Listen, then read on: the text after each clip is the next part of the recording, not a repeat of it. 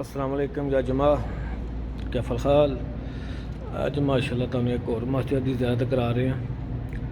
बेहतरीन स्ट्रक्चर, बेहतरीन डिज़ाइन, अच्छे एयर कंडीशन लगे हैं, हैवी किस्म के स्टैंड यूनिट लगे हैं।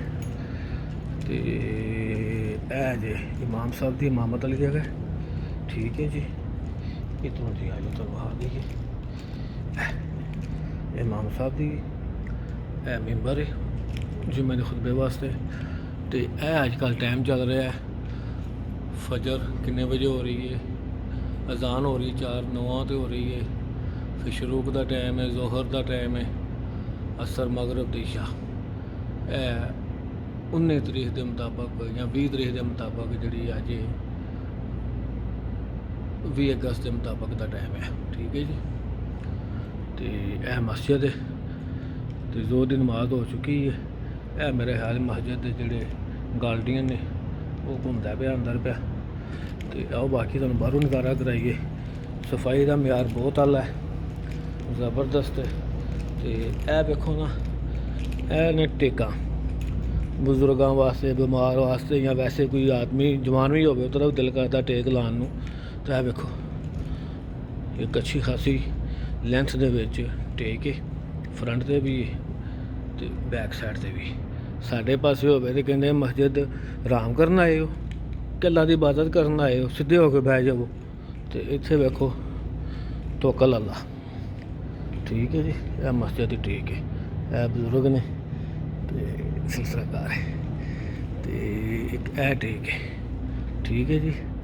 आऊँ तुम बाहरों आ दईए। फिर कारपेट अच्छा है तो पुराना जहा लगता पर लेकिन सफाई एक अच्छी माशाल्लाह। ओवरऑल लाइटा शाइटा चलदियां ने पियां, बेहतरीन है। साइड से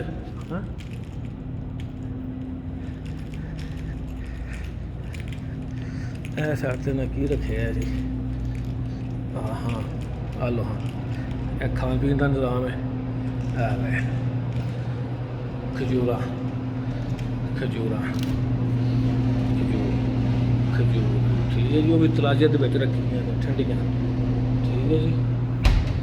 यह पानी का कूलर है, यह भी मेरा कोई तलाज आई है। हाँ यह पानी वास्ते, लेकिन यह खाली पे फिर वक्त ये चलता नहीं पाया, सिर्फ यह चल रहा खजूर वाला बोर्ड शोर्ड खबर शबर वास्ते। मस्जिद दाखिल होगी दुआ जे बिस्मिल्लाह वस्सलातु वस्सलामु अला रसूलिल्लाह अल्लाह मफ्तह ली अबवाब रहमत का। ऐ अल्लाह अपने रहमत के दरवाजे मेरे लिए खोल दे, ठीक है जी। आ जाओ फिर बुजुर्ग मैंने पूछते हैं तुम वीडियो क्यों बना रहे हो, तो मैं क्या जी बस ऐसे ही, ठीक है। आ लो बाद नज़ारा जे यह सेन मस्जिद का, ठीक है जी। यह मीनारा वेदा यह सेन है, ठीक है जी। इतने जुमे की भी जान होती है, नमाज होती है मतलब के।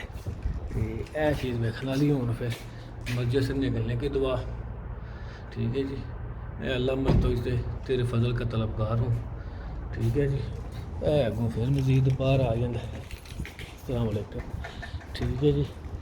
इतने चीज़ तो मेरे को खानी है। वज़ू खाना है, साफ है, साफ है।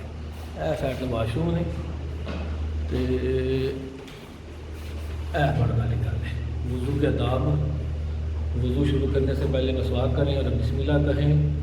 वज़ू अच्छे तरीके से करें। तमाम अज़ा वज़ू को 3 बार धोएं सिवाय सर के मसा की, और उसे 1 बार मसा करें। तो उंगलियों के दरमियान हलाल करें।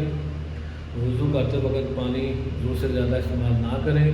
वज़ू के बाद दुआएं पढ़ें, तहत पर वज़ू जाकर मस्जिद में अदा कर दें, ठीक है जी। ए ना कोड के लाए हैं इतना वाशरूम दाखिल होगी दुआ, बैतुल्लाह बाहर निकलेंगी दुआ, तो ठीक है जी। अगे आ जाओ, फिर मस्जिद का नाम खा देइए। फिर तो मस्जिद अल सलाम, ठीक है जी। स्ट्रक्चर देख लिया जे, ये जो सूरत हाल इतने मीनारा है, मस्जिद है। ਤੇ ਗਰਮੀ ਦੀ ਸ਼ਿੱਦਤ ਵੇਖ ਲਓ ਤੁਸੀਂ ਕਿੰਨੀ ਹੈ। ਇਹ ਚਿੜੀਆਂ ਵਾਸਤੇ ਪਾਣੀ ਵੀ ਰੱਖਿਆ, ਲੇਕਿਨ ਸਾਡਾ ਇੱਥੇ ਬਿੱਲਾ ਸ਼ਰੀਫ ਵੀ ਇੱਥੇ ਬੈਠੇ ਨੇ। ਇਹ ਵੀ ਬੈਠਾ ਹੋਵੇ, ਇਹ ਠੰਡੀ ਜਗ੍ਹਾ ਹੋਵੇ, ਸਕੂਨ ਪਾ ਕਰਦਾ। ਇਹ ਖਜੂਰਾਂ ਦੇ ਟੋਕੇ ਵੀ ਲੱਗੇ ਜੀ, ਹੈ ਕੱਚੇ ਜੀ। ਠੀਕ ਹੈ ਜੀ, ठीक है जी। अस्सलाम वालेकुम, अल्लाह हाफिज़। यह मस्जिद आदाब ने चप्पल और जूते को उसके लिए बनाए अलमारी में रखे जी। ठीक है जी, यह ना 1 बाय 1 करके लिख के रखे हैं, पढ़ सकते हो। ठीक है जी। दावा शमाल अल रियाज की तरफों बोर्ड लगा है जी। सूरत